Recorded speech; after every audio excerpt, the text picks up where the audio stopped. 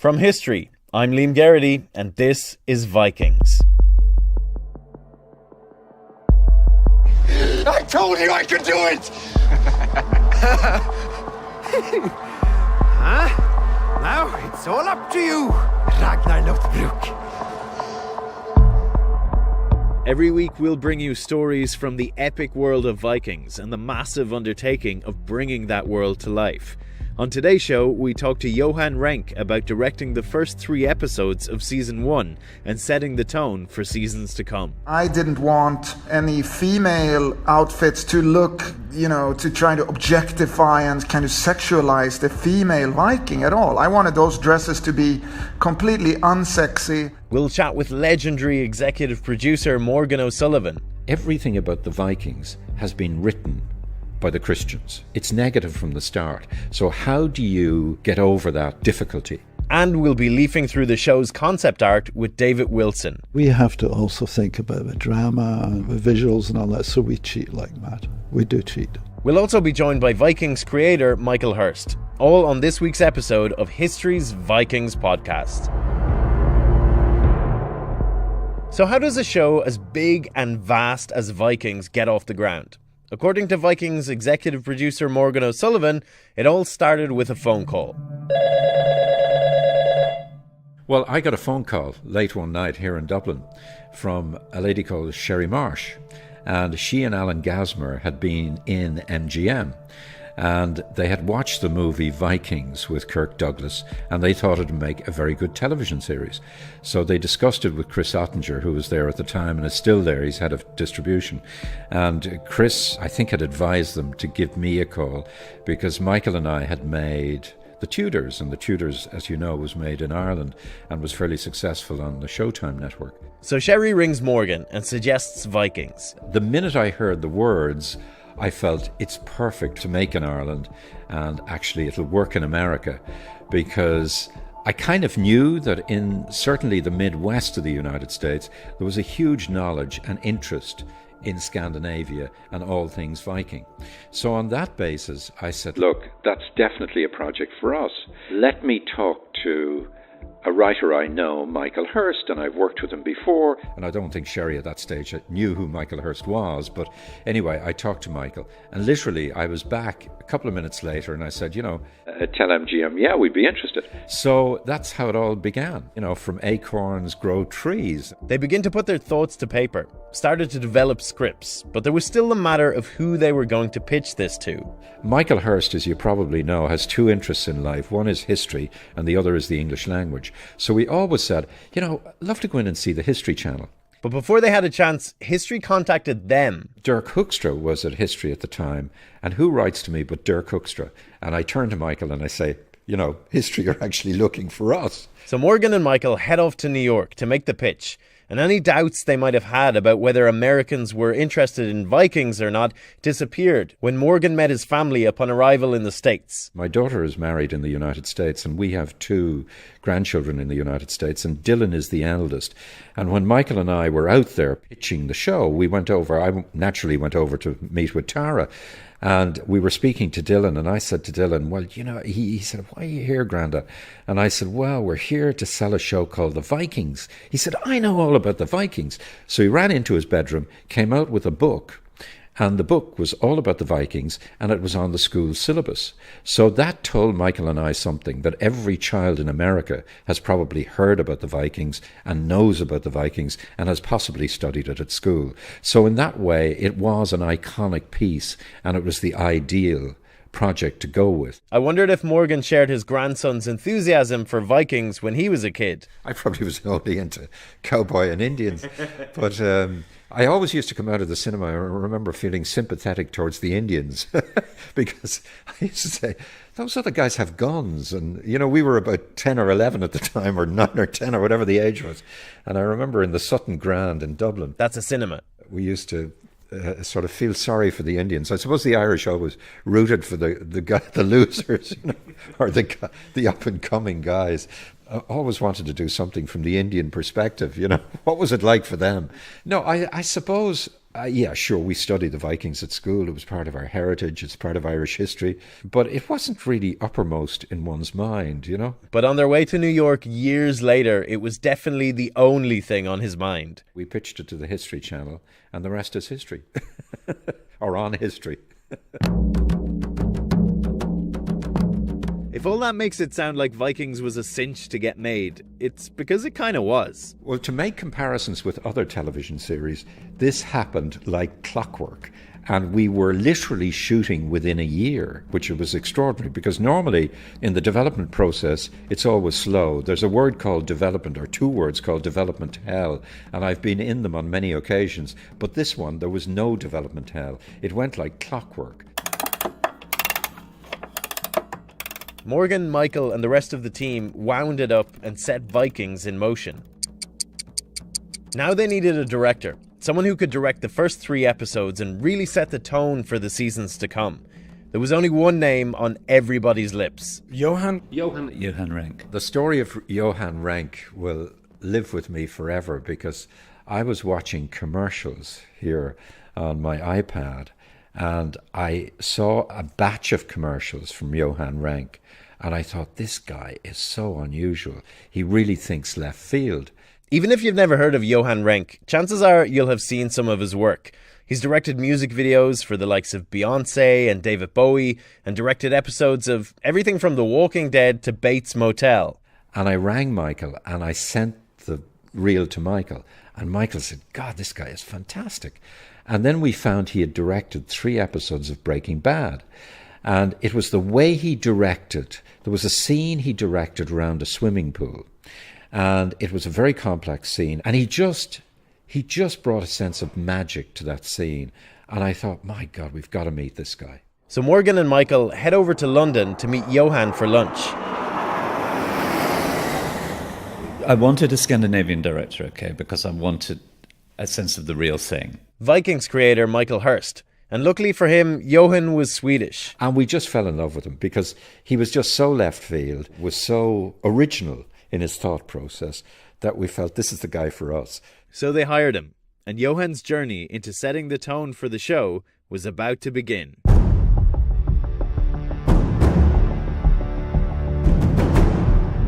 Well, as a pilot director, what you do, your job is sort of to set the tone, more or less. Director Johan Renck. But it's always different because of different type of configurations of the people involved, you know.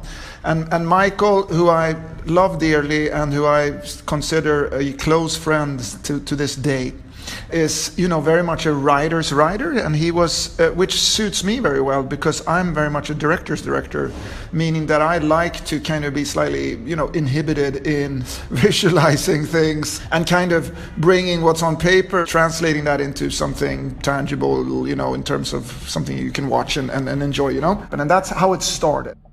And he was great. He was really fantastic. And not just because he was Scandinavian, but I just think he was a man with a great imagination, a man who loved to be different. And we wanted to stand out from the crowd. We didn't want to shoot this as a procedural drama. As I said to you earlier, we wanted to give it a kind of feature film feel and look, and we wanted to elevate the drama to some degree. And he helped enormously in that regard. But it wasn't going to be an easy ride. Johan had no experience in directing historical drama. And I got to admit, initially on the very first meeting I had with Michael and Morgan, I was kind of slightly apprehensive because I've never really had any interest in period in that aspect.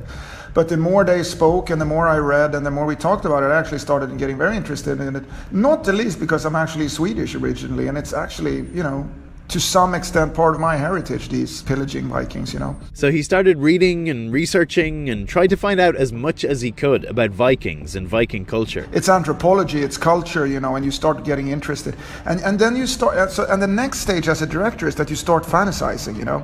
Because to be honest, this was not a drama documentary. I was, and none of us was like in any capacity determined of telling the perfectly authentic story about Vikings, because that's not the job here, you know. This is a drama series that even has sort of magic realism as a part of the concept, meaning that there were a lot of leeway to kind of veer into something that was sort of more thrilling than just sort of trying to be absolutely authentic in terms of the Viking stuff, you know? And that suited Johan. Because I had no interest in that. I just wanted to sort of run with stuff that interested me and that I felt was intriguing, and, you know, imagery or cultural aspects of a you know, 1,000-year-old culture, to try to understand that and make your own sort of thoughts on it. You know, in my mind, you know, I was thinking like, well, come on, if I was living back then, it was freezing cold all the time, you could get eaten by weird beasts and all that kind of stuff, I would be drunk all the time.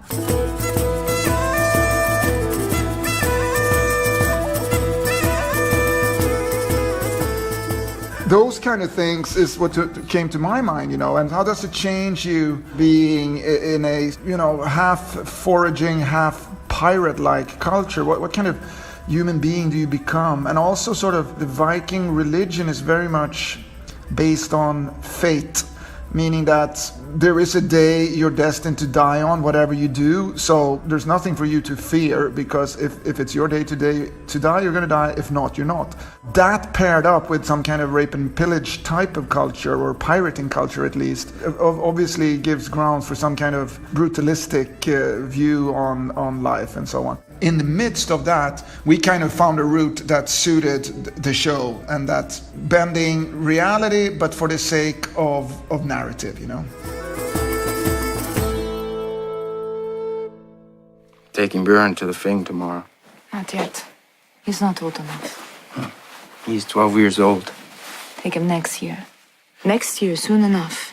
Everyone said, how do we speak? Vikings creator Michael Hirst again. How do we all sound? Because we're Australian Canadians. I said, you all speak like Johan Renck. To be honest, I don't want to steal anything, but I think I said that actually. Because he speaks with a Scandinavian accent, but his English is brilliant. I didn't want any accents. I didn't want any Scandinavian accents or anything like that, and I didn't want to go into an accent.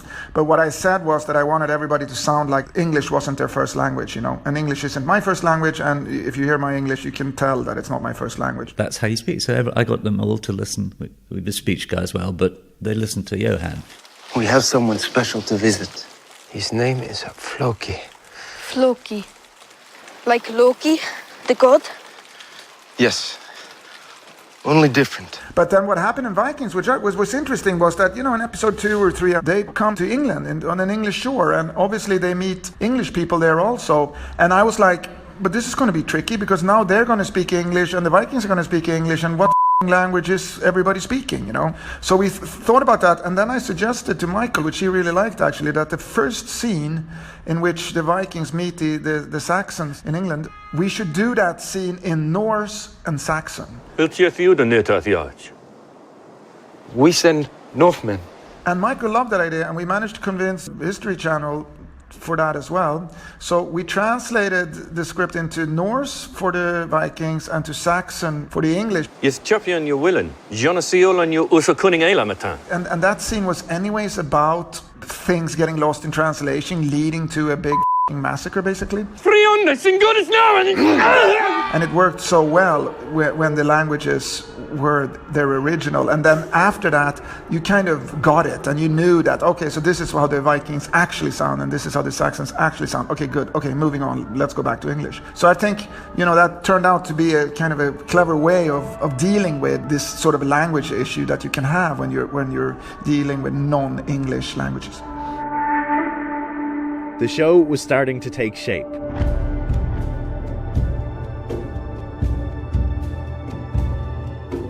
Johan and I were learning together how we wanted to represent this society, this world. It's one thing that you write it's on a page, it's another thing to realize it. I wanted it to be gritty, and I wanted it to not be some kind of Xena, the warrior queen aspect of it. I wanted it to feel like those swords are rusty and not super sharp. The shields are kind of wonky and bent and all that.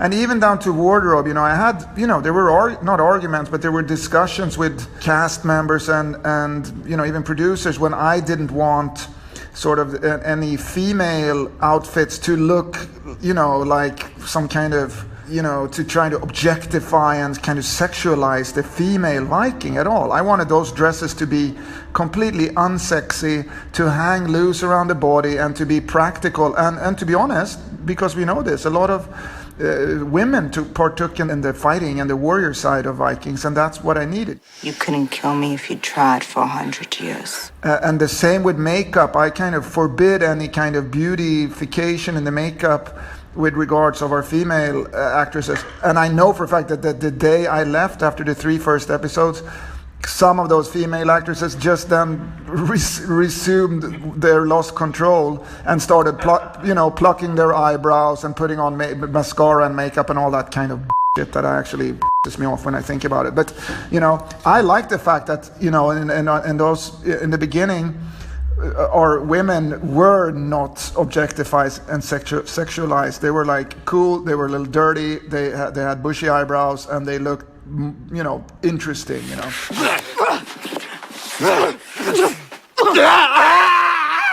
if you speak about challenges, that's the kind of challenge you have when you have to convince an actress about her appearance because she's afraid she's going to lose what she perceives is her biggest strength, namely some kind of beauty and all of that, So those kind of things were interesting actually to deal with.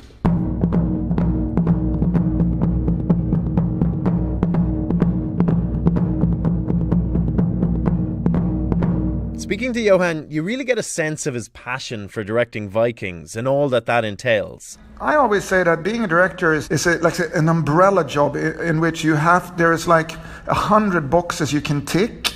And the more of those boxes you can sort of cross out, the better the director you are. And amongst those boxes, you'll find, psychologist, father, mother, photographer, dramaturg, and so on and so forth. There's a lot of, salesman, politician, manipulator. There's a million things that sort of goes under the director umbrella. Johan says leader is definitely one of the titles you need to tick. Because you are the creative leader of the project.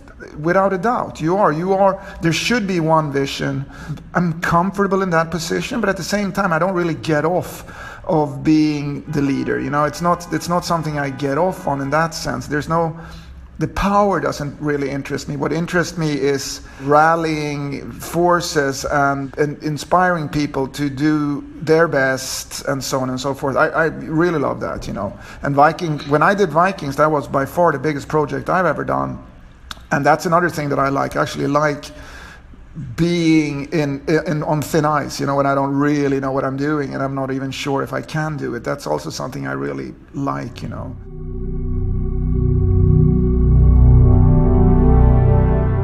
Something Johan really wanted to bring to Vikings was a sense of melancholy. It's an emotion that interests me, but not only interests me, it's an emotion I possess, I can't help myself. If I do stuff, it's going to have a certain darkness to it, and it's going to have a certain sort of, I don't know if melancholy is the perfect word for what I'm trying to say, but yes, and I hope and I think that Vikings has elements of that without in any way becoming depressing or anything like that. But I do think that it's part of my. I have no choice, it's like it's in my nature, so to speak. So, and I don't know about other Swedes, but I definitely have that. Less and less with age, to be honest, because I think with age you become more comfortable in who you are and what you are and all of that. So those emotions are starting, to be maybe even intellectualized with age, but I still think it's part of who I am, and I don't like anything if there isn't some kind of darkness in it.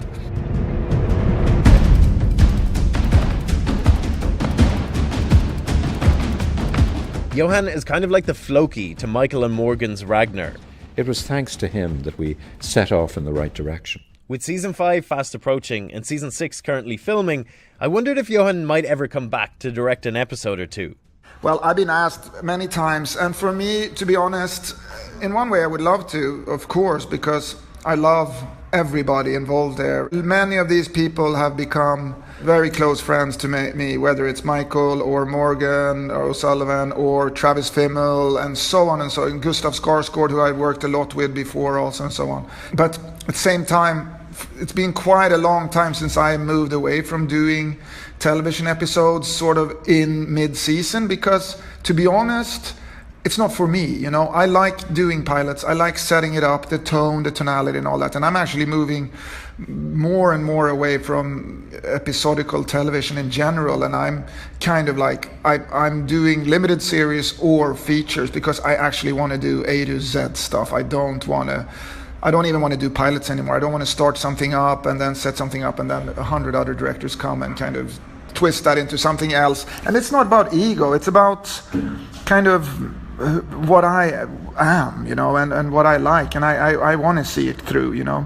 So, I mean, again, in one big part of my heart primarily wanted to come back. Michael and even Travis has asked me to come back just for the heck of it, but it never felt right for me, and I, you know, I said I'll rather just come and hang with you guys on set. You know what I mean? I'll come and hang in Ireland. I got to tell you, and I mean this from the bottom of my heart. The Viking experience is one of the best, top 3 experiences I've ever had in my profession that I now had for some 25 years. I loved the Irish experience. I love Dublin. I love Ireland. I loved everybody involved, the crews, the people from all levels. It was such a formidable experience, and it was, and a lot of other things happened to me during those days. I met my wife.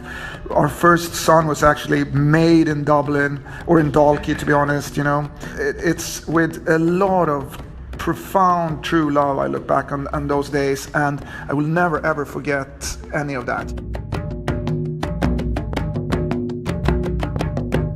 Doesn't that make you just want to go back and rewatch the first 3 episodes of season 1, knowing how much Johan put into it? Thanks to Michael Hirst, Morgan O'Sullivan, and of course, Johan Renck. Thank you very much.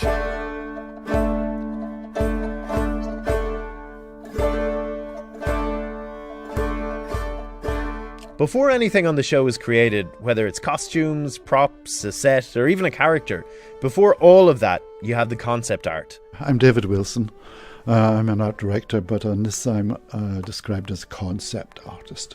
David, as you may have guessed from the accent, is from Scotland. At the moment I work for Mark. He's a production designer, and when he has an idea I have to draw it as quickly as possible. You have to visualise it, you know. I mean, that's what I do basically. I can visualise things. It's just something I can do. In front of David is his drawing board, where he's been sketching a map for a new location in the show. Right now we're planning a new village which we have to build up in the hills. So last night in the pouring rain we went up there and had a look, and I've got to try and draw a plan of it really quick for Mark for 3 o'clock. So when he takes the director up, he can say, look, this is what I'm thinking of doing up there. So that's basically, in one form or another, that's, you know, if it's a boat, if it's a harbour, if it's a battle or whatever, it has to be rapidly put on paper. And that's what I do. You see that that big one up there near the window? David points to a large sketch of Paris he drew for season 3 of Vikings. Up the top. Big one of Paris. Now, what happened was Mark rang me even before we'd started and said, there's a script, they want to go to Paris. The Vikings have gone to Paris. You know, everybody's, how are we going to do Paris? You know, kind of stuff. So, I mean, that was the first drawing I did for it, just to say, look, this is, and it was quite a thrill because that happened. And a lot of the stuff we planned happened.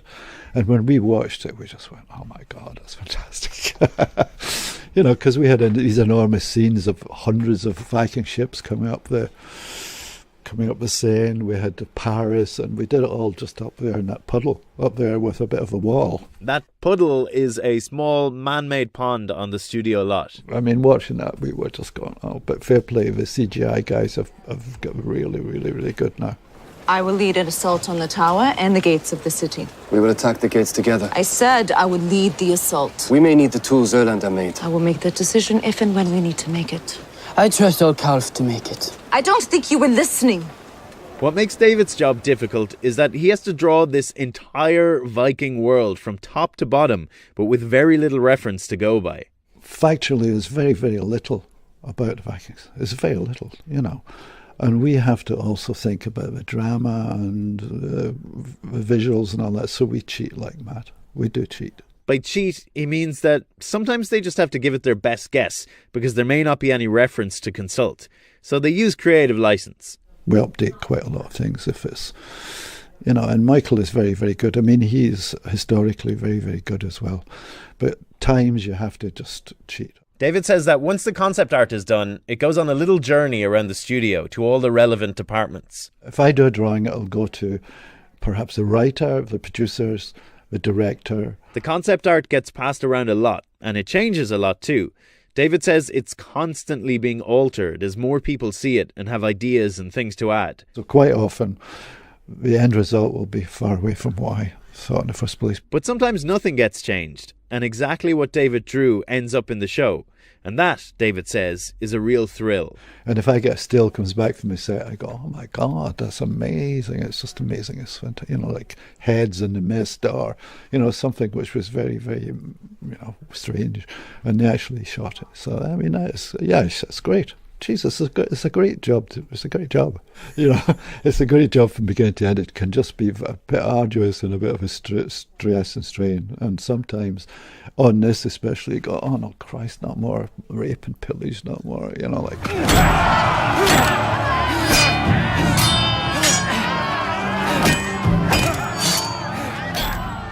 Luckily, we're going to different places. And I don't know if we're going to go to...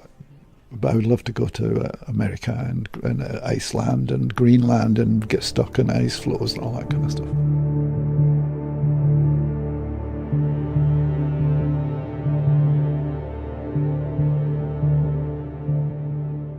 The room is just covered with sketches and paintings of Viking settlements and boats and maps and shields and costumes and just like everything you see in the show. David is able to draw all of it, which is perhaps not surprising when you look back at his career and see that he worked in drawing everything from fashion to film. Through my career, it's been extremely diverse, and even over the last couple of years, we've done a few projects which haven't come to fruition. We've done a bit of stuff for Morgan, we've done some science fiction things. You know, so that involves, for a pitch, you have to do quite a lot of work for the pitch, and there was one about the Second World War, so you have to just... Look, at this stage in my career, I just say this is kind of art form. I don't know where this is coming from, but if you ask me to do science fiction or The Jungle Book or whatever, it'll come out somehow. You know, it comes from somewhere. And I would even go as far as to say that now when I sit down, stuff appears on the page. I know that sounds a bit romantic, but that's kind of it. How come I can do so much stuff at such a pace? If I started to fret about it or worry about it or what am I going to do now, I just wouldn't be able to do it. So I just have to And by he means he just has to sit down and get stuck in. Well, that about brings us to the end of another episode, but we will return next week and every single week until season 5 hits your screens on November 29th on History. Also, if you like Vikings, check out History's new drama series, Nightfall. When the legendary brotherhood, the Knights Templar, lose the Holy Land, they must seek redemption by finding the Holy Grail. Nightfall premieres December 6th at 10/9 Central, and you'll find the trailer on YouTube. It looks amazing. I've been your host, Liam Geraghty, and if you want to get in touch, you'll find me on Twitter at Liam_Geraghty. That's GERAGHTY. But I am glad we have had this conversation. Me too. And I am also very glad that I have placed my faith in you. Oh, thanks. For the successful outcome of this matter. Oh, the podcast review bit. Yes, of course. I meant to say, if you enjoyed the show, please rate and review us on iTunes. I beg you to stay a moment and listen to me. No, not listening.